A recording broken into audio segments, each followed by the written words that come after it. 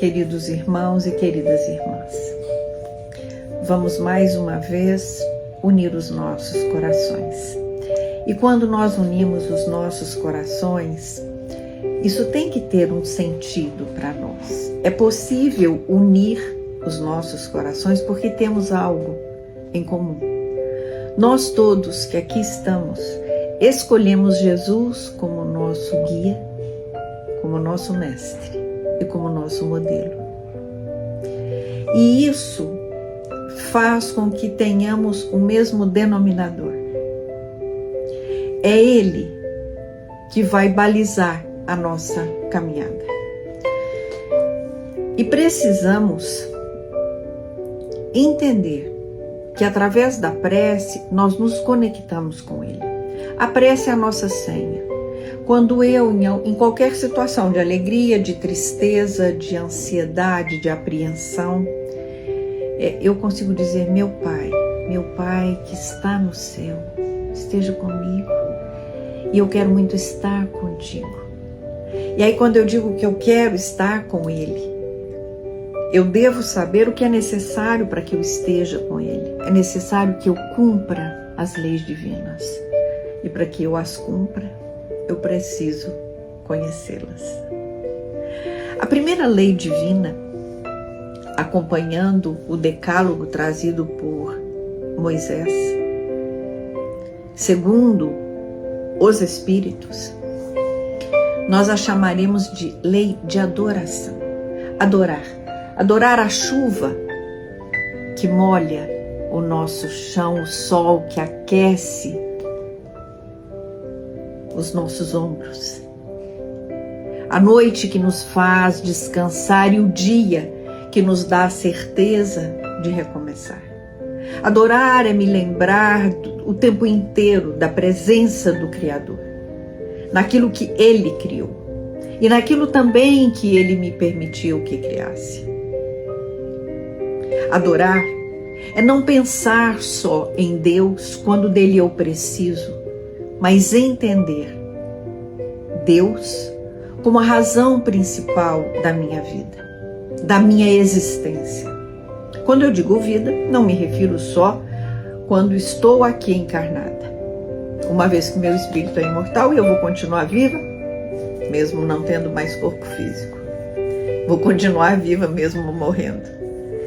Então vamos nos lembrar se estamos cumprindo essa lei de adoração, de reconhecê-lo em tudo e em todos os lugares. Se nós estamos vivenciando essa lei quando pensamos nas nossas vidas. E aproveitemos para que com essa reflexão possamos agradecer a Casa de Zicorta que nos oportuniza esse encontro. Aqui, online e presencialmente, todas as segundas-feiras às 19 horas e às terças-feiras às 14 horas. E com a certeza de já estarmos em sintonia, busquemos o Evangelho. Fazemos uma abertura aparentemente aleatória. Capítulo 28, Coletânea de Preces. Item 30. Ato de submissão e de resignação. Neste capítulo 28, é um capítulo em que o codificador Allan Kardec nos traz muitas preces.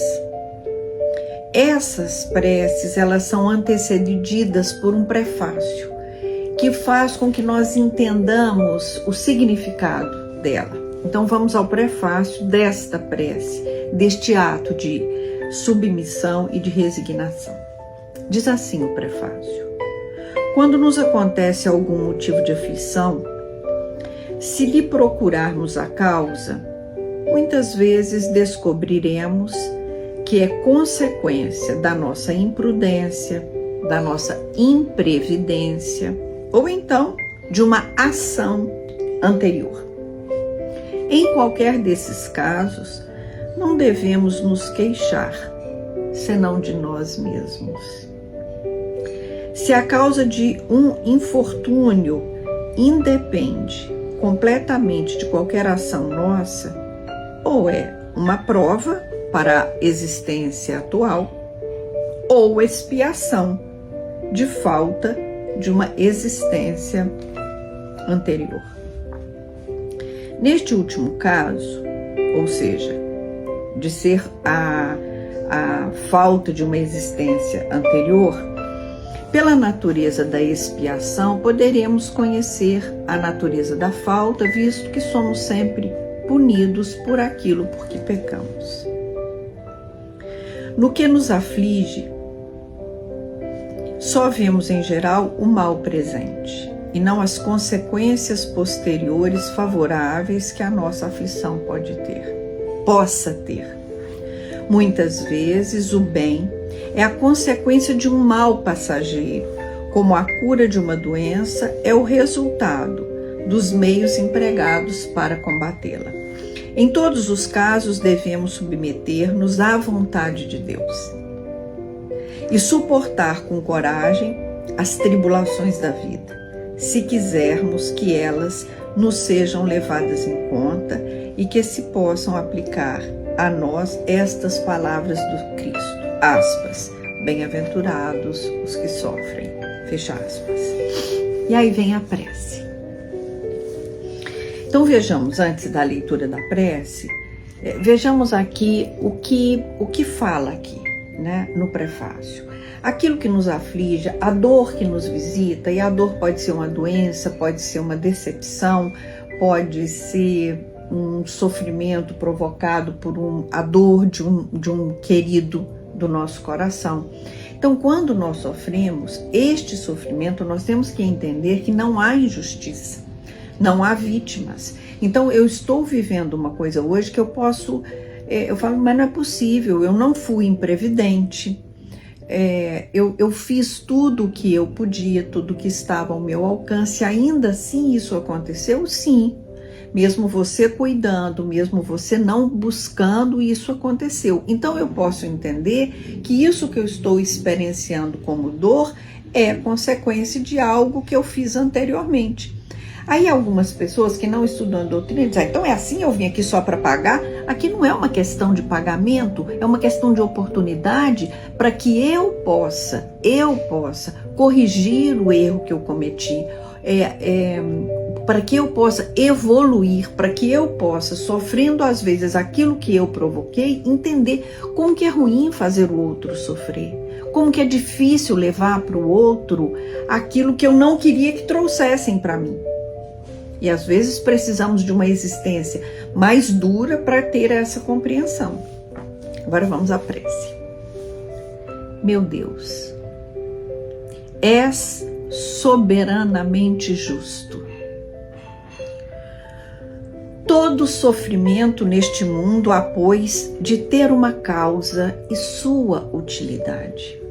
Aceito a aflição que acabo de experimentar como expiação de minhas faltas passadas e como prova para o futuro. Espíritos bons que me protegeis, dai-me forças para suportá-la sem lamúrias. Fazei que ela me seja um aviso salutar, que faça crescer a minha experiência, que abata em mim o orgulho, a ambição, a tola vaidade e o egoísmo, contribuindo assim para o meu adiantamento. E assim, com essa prece e o entendimento de que as aflições e as dores não são punições de um Pai amoroso, mas são recursos que o Pai amoroso me permitiu usar para que eu melhore, para que eu evolua, para que eu conserte, para que eu reorganize as minhas ações, os meus pensamentos e as minhas intenções. Então vamos olhar para as dificuldades com outros olhos, para que possamos compreendê-las verdadeiramente. muita paz para todos nós e sigamos em busca de vivenciar os ensinamentos do Mestre Jesus. Graças a Deus.